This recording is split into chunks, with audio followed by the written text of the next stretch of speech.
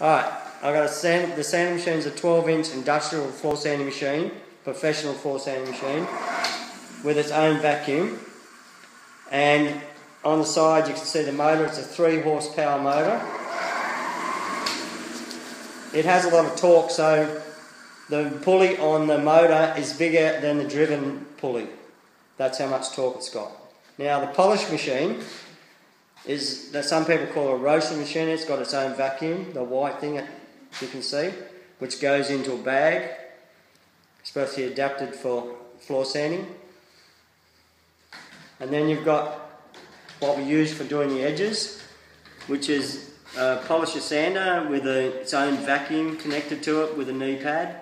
You need to wear a knee pad, otherwise you'll get swollen knees. Right, then you've got the tools you need to do the corners and punch the nails, and sometimes you have to use a chisel. Then over here you've got the vacuum cleaner, which you need to vacuum normally 4 to 5 times every job. It saves sweeping up, making more dust. And then the blower is just to blow down the walls after you finish. Sometimes you've got to blow them down twice if there's a lot of cobwebs or anything like that. Alright, it's an old cypress floor, probably around about 30-year-old. It's been rough sanded and then someone's just coated it. Obviously it's not finished. Now we've got to punch the nails in the floor. We've already punched these ones. And now it's just pulling out a few staples and that was stuck in there. And then we're going to start sanding. We've just punched the nails so that you can sand the floor. It's quick. Right, this is a 12-inch McPherson. And there's a sandpaper on there. There's a 40 grit zirconia. And we're going to diagonal the floor from here. I'm going along the edges there to cut them up to the wall, so then it's only that little tiny bit to sand by hand with a small machine. I'm diagonaling the floor to get rid of these, because if you went straight up and down you would just follow the same pattern, so you would have the dip everywhere, and they'll be worse than that. So you diagonal the floor first.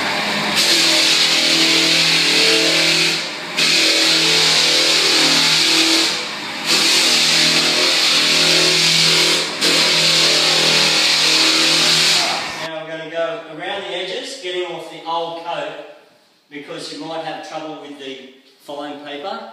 So we call it rough edging, but that means a coarse paper. A coarse paper, that's why they call it rough edging.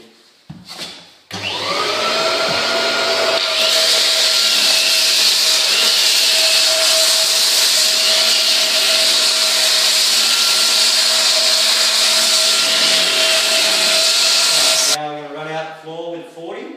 That means with the grain.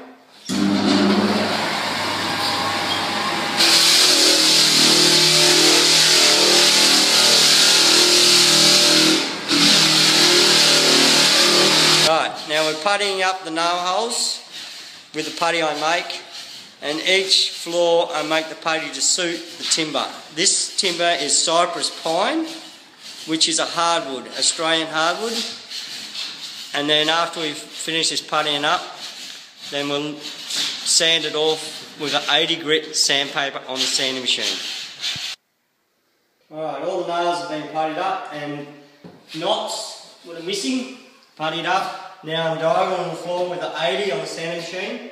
This sanding machine you can diagonal with the 80 because it doesn't leave edge marks, because it has a floating. It's not rigid to the machine, so it doesn't leave any edge marks.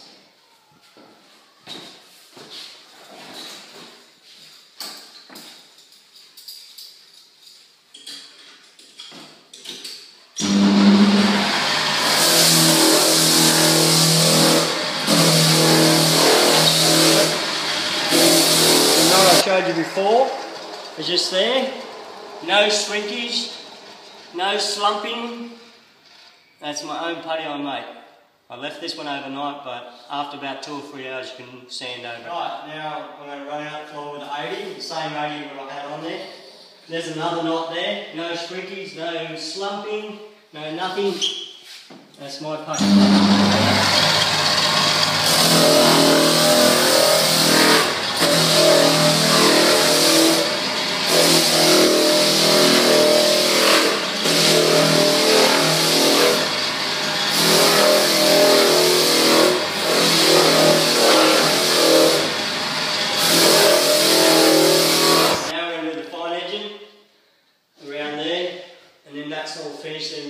scrape the corners.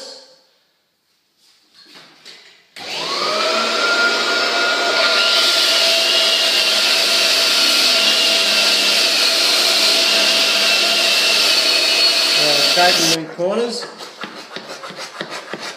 The little corners we've already cut them down a lot from what they were.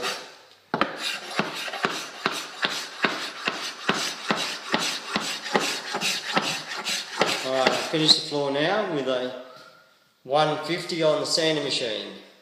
Now it's ready to coat. We've just got to vacuum and coat it. Right, we've coated the floor. Now after it's all sanded and vacuumed,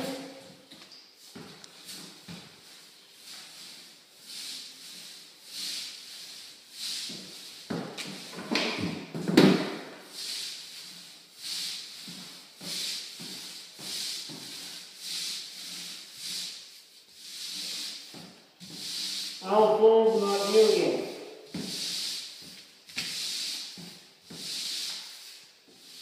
Right, first coated.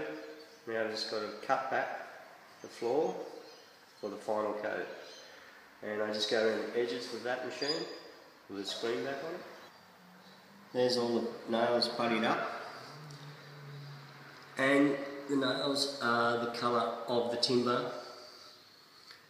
They're not white like Timbermate would be. There's the knot I showed you yesterday. No slumping. I've sanded back all the edges, ready to do the main part of the middle of the floor. So all the edges are smooth now, no lumps, no bumps, no crap. So now I'm going to cut back the floor with the polish machine.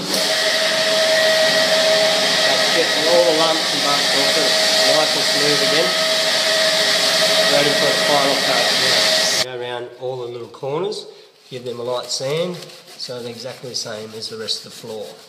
It's important because if it's not sanded, it will peel off if you put tape on it. This is the screen I used. It's a 180 screen to cut back the floor. Now I'm going to use this one here, which is like a scarab pad, but it's 320.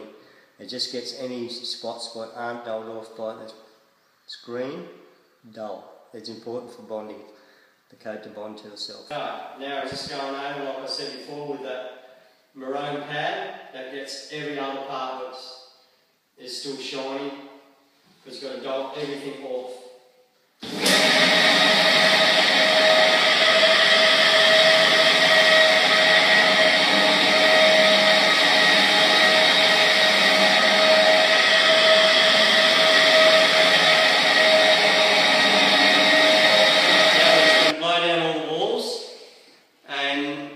That normally knocks out the cobwebs and everything, and then we're ready to vacuum.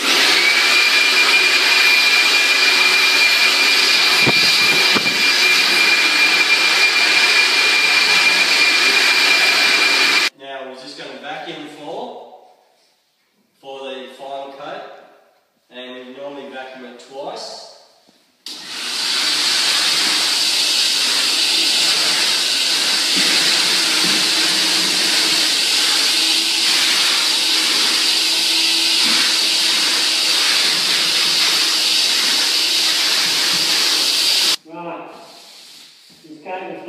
This is a semi-gloss finish. It's glossy when it's first been done, and as it dries it goes off. And it dries.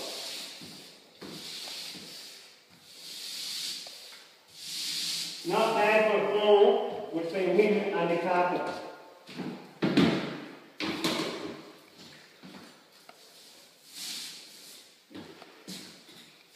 Aside from pine floor, which is a hardwood.